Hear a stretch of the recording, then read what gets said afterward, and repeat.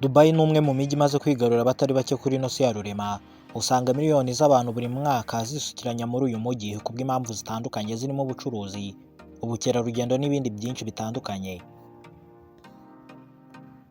Dubai ifite agahigo y'uko kuva mu myaka 20 ishize Dubai nigeze ibura mu mijyi 10 ya mbere ku isi isurwa n'umubare munini w'abatuye isi ba mukerarugendo buri mwaka. Uru rutonde Dubai ihora iruhanganiyeho n'igihugu cy'Ubwongereza Londres, umujyi waho nawo urasurwa cyane, Paris mu Bufaransa ndetse na Singapore n'ahandi henshi. Imibare dukesha Mastercard Global Destination Cities Index igaragaza ko mu 2019 Dubai yasuwe n'abashyitsi barenga miliyoni 16. Ubu ngubu no mubare uruta abatuye igihugu cy'u Rwanda, dore ko abatuye igihugu cy'u Rwanda basaga miliyoni 14. Uyu mubare kandi wazamutseho 5.1% ugereranyije n'abasuye uyu mujyi wa Dubai 2018. Urumva ko ba mukerarugendo bagenda bisukiranya uko ibihe bigenda bisimburana. Muri aba bashyitsi kandi bagenderera Dubai, umubare munini uturuka mu Buhinde, dore ko 12% baturuka mu Buhinde baje Dubai. Abongereza bangana na 7%, naho abaturuka muri Oman n'Ubushinwa bangana na 6%, ndetse n'Abanyamerika bangana na 4%. Urumva ko uno mujyi usurwa n'ibihugu bikomeye. Mu bice bisurwa cyane muri uyu mujyi harimo umuturirwa wa mbere muremure ku isi witwa Burj Khalifa. Nk'uko ureba ni muremure cyane, usurwa n'abarenga miliyoni buri kwezi, ndetse hari na hoteli ya Burj Al Arab isurwa n'abarenga 246 ku kwezi. Ino mibare kandi ihora yiyongera. Abandi kandi basura cyane muri uyu mujyi basura hitwa Dubai Mall, Global Village, Dubai Frame, Dubai Miracle Garden, ni ubusitani buhambaye, ubusitani butangaje kuri ino si ya rurema, ndetse na Sky Dubai, ndetse kandi banasura Dubai Museum, ndetse banasura LMG World of Adventure n'ibindi bitandukanye. Dubai ni umujyi nyaburanga kuri ino si ya rurema. Uku kuba Dubai yarabaye igicumbi cy'ubukerarugendo ku batuye isi bituma Dubai International Airport iza mu bibuga by'indege ibihorana urujya n'uruza rw'abantu ku isi. Mu 2019 iki kibuga cyari ku mwanya wa 3 mu byakira abantu benshi buri mwaka, ni nyuma ya Atlanta International Airport ndetse na Beijing Capital International Airport. Ubukerarugendo ni kimwe mu bifatiye runini ubukungu bwa Dubai, kuko bufite uruhare rwa 11.5% mu musaruro mbumbe w'uyu mujyi. Umusaruro mbumbe w'uyu mujyi wanganaga na miliyari 102.67 mu mwaka wa 2018. Ibaza aho ubu ngubu ugeze. Ariko se wakibaza uti Dubai yageze hano ite? Icyo nakubwira cyo, Dubai yahoze ari ubutayu, ahantu hataba n'imvura n'amazi na make haba. Gusa ubu hari ibiyaga, amabice ndetse n'ibindi byinshi.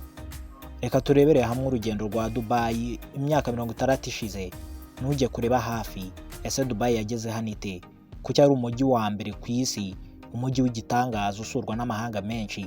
Ese uno mujyi ufite ihe mikoranire n'igihugu cy'u Rwanda? Byose tugiye kubirebera hamwe muri iki kiganiro. Nimba uri mushyano kanda subscribe. Ugiye kukikugezaho nitwa Kwibuka Ronje. Ubu ni ubwami bw'ibyegeranyo, uhawe ikaze.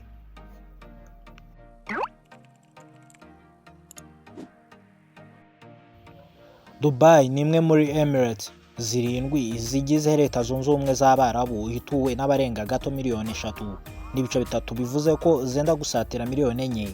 Bano biganjemo abakomoka mu Buhinde, aba Emirate, abo muri Pakistan, Bangladesh, Abarabu ndetse n'abandi benshi bagiye batandukanye bagiye bihuriza hano.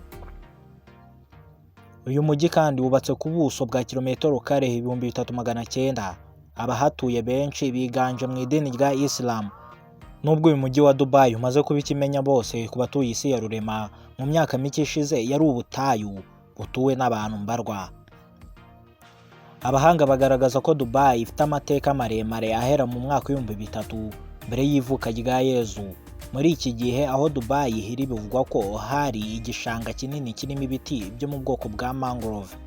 Abiga geography murayumva mangrove forest. Kubera kandi imihindagurikire y'ibihe, iki gishanga cyaje gukama kiba ubutayu buhambaye bunini.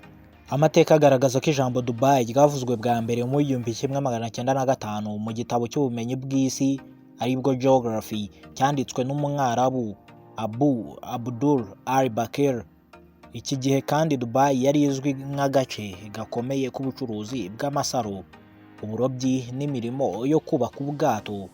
Dubai nibyo yakorerwagamo. Mu 1833 nibwo umuryango wa Maktoum bin Bat wayoboye Dubai bwa mbere wageze muri uyu mujyi, wari ukiri icyaro cyaherera abandi muri icyo gihe.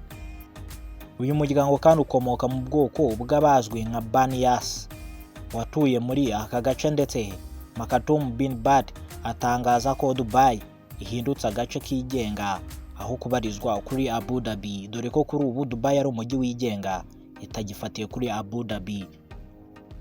Hagati kandi y'umwaka w'1894 n'1966 Dubai yari imaze kuba agace gakomeye mu bijyanye n'ubucuruzi. Ibi byatewe n'uko ku buyobozi bwabo Al Maktoum Dubai yasoneye amahoro muri uno mujyi wa Dubai. Abanyamahanga bafite ubumenyi mu bintu bitandukanye bose baje kwihuriza Dubai. Ibi byatumye abacuruzi bakomoka mu Buhinde na Pakistan bisukiranya muri uyu mujyi wari ucyubakiye cyane ku burobyi n'ubucuruzi bw'amasaro yakurwaga mu ndiba y'inyanja. Mu myaka y'1950 ubwo Ubuyapani bwavumburaga amasaro y'amakorano, ubukungu bw'uyu mujyi bwatangiye gusubira inyuma ku buryo bukabije. Mu 1966 muri Dubai haje kuvumburwa peteroli, maze ubukungu bw'uyu mujyi butangira gutumbagira cyane umunsi ku munsi. Nyuma yo kubona ko bavumbuye peteroli, wari umuyobozi wabo muri iki gihe Sheikh Rashid bin Said Al Maktoum yatangiye kubaka umujyi mu buryo bukomeye, uva kuba agace gatuwe n'abaturage gusa bari mu matsinda uhinduka umujyi w'ubucuruzi urimo ibikorwa remezo bikomeye. Iki gihe kandi nibwo hatangijwe imishinga yo kubaka Rashid Port, Jebel Ali Port, Dubai Dry Docks, Burj Al Arab ndetse na Burj Khalifa, inyubako ndende ku isi. Uno mushinga wo kubaka ino nyubako ndende ku isi watangiye muri 50. Ubuyobozi bwa Dubai bwafashe icyemezo cyo kubaka umujyi ushingiye ku bucuruzi buhambaye n'ubukerarugendo, nyuma yo kumenya ko peteroli bavumbuye ishobora kuba itazaramba. Uyu munsi Dubai itunganya utugunguru dukeya cyane turi hagati y'ibihumbi 50 ndetse n'ibihumbi 70 ku munsi, ariko mu myaka 20 ishize byari byinshi cyane, ariko bigenda bigaragara ko iyi peteroli igenda igabanuka, ndetse n'abahanga bamaze kugaragaza ko badashidikanya izageraho igakama burundu. Kubera urwego rw'iterambere uyu mujyi ugezeho kuri uyu munsi, ubu ngubu mu 2020 wakiriye Expo mpuzamahanga y'umwaka w'2020. Iyi Expo mpuzamahanga hitegurwa buri myaka 5, yatangiye mu buryo bweruye mu 1951 mu mujyi wa Londres mu Bwongereza. Itangirira kandi yitwa World Fair. Ushobora kugira ngo ni imurikagurisha risanzwe, gusa ni imurikagurisha rihambaye. Iri zina rya World Fair ryaje guhinduka mu 1967 riba Expo, hakiyongeraho umwaka yabereyemo. Uretse ko abantu bo mu bihugu bitandukanye bya Aziya ndetse n'uburasirazuba bwo hagati bakunze gukoresha andi mazina nka World Expo cyangwa Specialized Expo. Iyi Expo itandukanye n'andi mamurikagurisha asanzwe waba uzi. Expo mpuzamahanga nk'izi ntabwo ari ahantu abantu bahurira mu gusangira inzoga no kugura ibicuruzwa ku biciro biri hasi, ahubwo ni umwanya ibihugu bikoresha byerekana iterambere ryabyo mu ngeri zirimo ikoranabuhanga, ubuhinzi, uburezi n'ibindi biranga umwihariko wa buri gihugu. Tuvuye kuri ibyo, reka twerekeze mu gicumbi cy'ubucuruzi no ku Banyarwanda. Ese ni iyihe mikoranire ya Dubai ndetse n'u Rwanda? U Rwanda rwungukira he? Dubai yungukira he? Ni ibiki u Rwanda rwohereza Dubai? Ni ibiki rukurayo? Ntujye kure. U Rwanda ni kimwe mu bihugu bihahirana cyane na Leta Zunze Ubumwe z'Abarabu, by'umwihariko Dubai, kandi uko imyaka ishira ubu buhahirane bugenda burushaho gukomera no gutera imbere. Ibi bifite ishingiro kuko RwandAir ikorera ingendo muri uyu mujyi byibuze 3 mu cyumweru, cyangwa se izo nshuro zikanarenga. Mu mwaka wa 2016 n'uwa 2017 u Rwanda rwakoranye na Leta Zunze Ubumwe z'Abarabu ubucuruzi bufite agaciro ka miliyoni $817 z'idolari. Muri ubu buhahirane u Rwanda rwakuye ibintu muri Dubai bifite agaciro ka $469 z'idolari, mu gihe ibyo rwohereje byari bifite agaciro kangana na $348 z'idolari. Si ibyo gusa, mu 2018 aka gaciro k'ubucuruzi k'ibihugu byombi kaje kumanuka bitunguranye kugera kuri $444 bivuye kuri $817, aho ibyo u Rwanda rwoherezagayo byari byihariye 66% kuva mu 2016. Ibyo u Rwanda rwohereza muri Leta Zunze Ubumwe z'Abarabu byazamutseho 92% biva ku gaciro ka $1,079 z'idolari bigera kuri $292 z'idolari. Mu byo u Rwanda rwohereza muri iki gihugu cya Dubai cyangwa se muri uno mujyi wa Dubai harimo amabuye y'agaciro yo mu bwoko bwa gemstone ndetse na zahabu n'ikawa nibyo rwohereza. Ibyo rukurayo harimo ibikomoka kuri peteroli ndetse harimo na za mudasobwa, telefone n'ibindi bikoresho bya electronic bikoresha ikoranabuhanga. Mu rwego rwo gukomeza gushimangira ubu buhahirane, mu 2020 Leta y'u Rwanda binyuze mu rwego rw'igihugu rw'iterambere RDB, Rwanda Development Board, yasinyanye amasezerano y'imikoranire na Dubai Port World ikora ibijyanye n'ubwikorezi bw'ibicuruzwa ndetse n'ubucuruzi bwo kuri murandasi. Ayo masezerano kandi yitezweho koroshya ubucuruzi bw'ibicuruzwa biva cyangwa bijya mu Rwanda na Leta Zunze Ubumwe z'Abarabu UAE. Umubano w'u Rwanda na Leta Zunze Ubumwe z'Abarabu ntago bishingiye gusa ku bucuruzi, ahubwo ushingiye no kuri politike, cyane ko muri 2015 aribwo rwafunguye ambasade Abu Dhabi ndetse n'ibiro by'umwihariko biri Dubai by'u Rwanda bya ambasade y'u Rwanda muri Dubai. Uyibona imbere yawe ni umujyi wa Dubai 1990 ahazwi nka Sheikh Zayed Road. Ni uku hari hameze muri uno mwaka. Dubai nyuma y'uko ivumbuwemo peteroli, iterambere ryayo ryarihuse cyane. Ubu Sheikh Zayed Road yaguwe neza ndetse kandi yaraguwe ndetse ikikijwe n'imiturirwa ikomeye miremire cyane nk'uko uri kubibona mu maso yawe muri screen yawe. Mu 2000 nibwo Dubai Downtown yari itangiye kubakwa. Ubu uyu muhanda waragutse ndetse mu mpande zawo ukikijwe n'inzu ndende cyane. Downtown Dubai y'uyu munsi ni uko nguko isa. Downtown Dubai yo mu 2000 nuko yari imeze. Ubu hari imiturirwa ikabakaba ibicu. Aha ni mu 2005 ubwo muri uyu mujyi hari hatangiye kuzamurwa imiturirwa nka Burj Khalifa yari igeze kure yubakwa. Burj Khalifa iri mu miturirwa isurwa cyane mu mujyi wa Dubai, ifite uburebure bwa metero zisaga 828. Yafunguye imiryango mu 2010 kandi nyamara yaratangiye kubakwa mu 1950. Dubai mu ijoro ubwiza bw'umujyi wa Dubai burushaho kwiyongera. Ikindi kandi Burj Khalifa ino nyubako ndende ku isi, aho waba uri hose muri Dubai cyangwa se mu nkengero za Dubai ubu uyireba. Dubai ni imwe mu mijyi ifite ibikorwa remezo biteye imbere. Imihanda yaho usangamo imodoka zihenze gusa kuko bivugwa ko nta mukene uhaba. Burj Khalifa niyo nyubako ya mbere ndende ku isi. Umushinga wo kuyubaka watangiye muri 2004 ufungura imiryango mu 2010 kandi nyamara umushinga wo kuyigaho ngo yubakwe watangiye mu mwaka w'1950. Hari ibice kandi bitandukanye abantu bashobora gusura muri Dubai birimo n'ama-beach meza cyane. Ahantu hahoze ari ubutayu ni igitangaza kuba hameze uku nguku. Dubai kandi iza mu mijyi ya mbere isurwa na ba mukerarugendo benshi ku isi nk'uko twabivuze haruguru. Uretse kuba kandi Dubai ari umujyi ukundwa na ba mukerarugendo, Dubai imaze no guhinduka igicumbi cy'ubucuruzi buhambaye. Si ibyo gusa kandi byinshi mu bikorwa remezo biri Dubai ni bishya kandi byubatse mu buryo bugezweho kurusha ahandi hose. Atlantis Hotel iherereye kuri Pram Jumeirah yatangiye kubakwa mu 2006 gusa yuzuye mu 2008. Ni hoteli y'icyitegererezo muri Dubai yubatswe imyaka 2 gusa. Hoteli ya Burj Al Arab ikundwa na benshi kubera ubuhanga yubakanye, ndetse kandi nayo iri mu nzu ndangamurage zakira abasura Dubai bose. Uyu mujyi wubatswe mu gihe gito uva kuba icyaro uhinduka ikirangirire. Kuri ubu ngubu nawe utazi Dubai ku ino si ya rurema. Iki kirwa kandi muri kubona mu maso yanyu, imbere yanyu muri screen yanyu, cyakozwe n'abantu, kizwi nka Palm Jumeirah, kiri mu duce duhenze mu mijyi wa Dubai.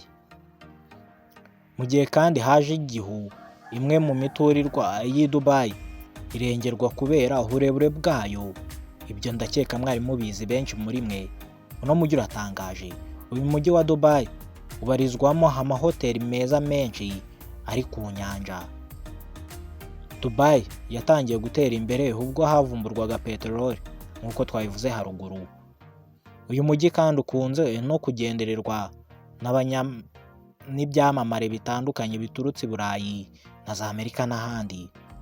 Nta cyamamare kiba kitazi Dubai. Uyu mujyi ukorerwamo ubucuruzi n'abaturutse hirya no hino ku isi, ntabwo ari abo muri Dubai gusa. Ino Hotel Atlantis Hotel ni imwe mu zikomeye zakira abantu benshi mu mijyi ya Dubai. Uno mujyi ntabwo tukiwita umujyi umwe bitewe n'ubushobozi ufite. Ibi urimo byose ubu ni nk'aho ari imijyi gusa, ni umujyi umwe wa Dubai. Umubare munini w'abatuye Dubai ntabo mu idini ya Islam. Uyu mujyi kandi usigaye ugereranywa na New York mu kugira imiturirwa miremire. Ikirere cy'uno mujyi kandi kiri mu bikurura ba mukerarugendo kubera yuko kiba gitangaje kandi kimeze neza, bitandukanye n'indi mijyi ibirimo inganda ibifite ikirere kibi. Ahohoze ubutayu ubu hari imiturirwa ihambaye ikabakaba ibicu. Icyo ndumva nanjye ari igitangaza. Nimba nawe watangaye, andika muri comment ugira uti Dubai iri ku isonga. Ubuhanga Palm yubakanywe bukunze gutangaza benshi. Nawe urebera uko yubatse. Ni ibirwa biri mu mazi. Si ibyo gusa kandi inyubako iri hakurya urimo urareba aho ngaho yubatse mu ishusho y'urukiramende izwi nka Dubai Frame, nayo ni inzu ihambaye isurwa n'abatari bakeya. The Dubai Frame nayo ikunze gusurwa cyane kurusha ibindi byose muri no Dubai. Si ibyo gusa kandi Dubai Miracle Garden yakoranye ubuhanga buhambaye budasanzwe. Dubai Miracle Garden ni ubusitani bufite ubwiza budasanzwe, naho harimo hakurura umubare munini wa ba mukerarugendo basura Dubai. Dubai Aquarium Underwater Zoo ni hamwe mu hasurwa cyane n'umubare munini w'abantu muri uyu mujyi, kuko buri wese uje ashaka kureba iyo zoo iri munsi y'amazi. Nubwo kandi Old Dubai yubatswe kera, nayo igaragaramo inyubako nziza cyane. Igice cya Old Dubai nicyo cyubatswe kera, ariko nacyo kirimo inzu nziza cyane utasanga ahandi. Iki gice cya Dubai kibarizwamo inzu za kera cyane ariko nziza. Iyubakwa rya Dubai ryahereye muri iki gice kirimo inzu zishaje. Kandi hano niho habarizwa ibikorwa byinshi ndangamateka ya Dubai. Niho ushobora kugera ukabona amateka yose ya Dubai. Iyo urebye kure ubona Dubai irimo ibice bibiri, Dubai ya kera ndetse na Dubai nshya. Ikindi gitangaje muri uno mujyi wa Dubai, polisi ya Dubai nayo yateye imbere mu buryo buhambaye, kuko igenda mu modoka zihenze cyane zirimo za Bugatti y'Abafaransa, imodoka igendwamo n'ibyamamare ndetse n'abakire kuri ino si ya rurema. Ndetse kandi bagenda muri Lamborghini, iri mu modoka zifashishwa n'abashinzwe umutekano wo mu muhanda i Dubai. Ibaze nawe polisi igenda muri Lamborghini. Kandi bagenda muri Mercedes Benz G-Wagon, nayo usanga igendwamo na polisi hano muri Dubai, mu gihe mu bindi bihugu uyigendamo aba ari ikirangirire. Hano reba ni ku cyicaro gikuru cya polisi ya Dubai.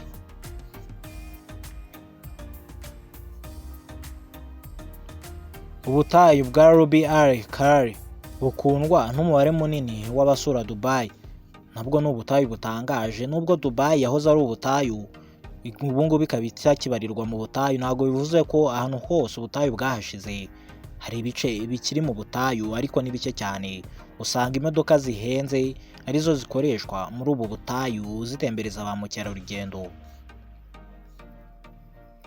Ikindi kandi abasura ubu butayu baryoherwa no kugendera ku ngamiya Dubai ifite. Mu butayu bwa Dubai hari ingamiya zifashishwa n'abayisura n'abasura uyu mujyi bose. Dubai iri ku isonga. Noneho umusozo w'ikiganiro nari naguteguriye njye kikugezagaho nitwa Kwibuka Ronje. Ibiganiro byacu nakagaruka buno ni ubwami bw'ibyegeranyo. Nimba wari mushya no kanda subscribe, siga igitekerezo ndetse nimba ino video hari undi yafashe cyangwa se kino kiganiro kimugezeho ukanda kuri share. Amahoro y'Imana akomeze kubana namwe mwese.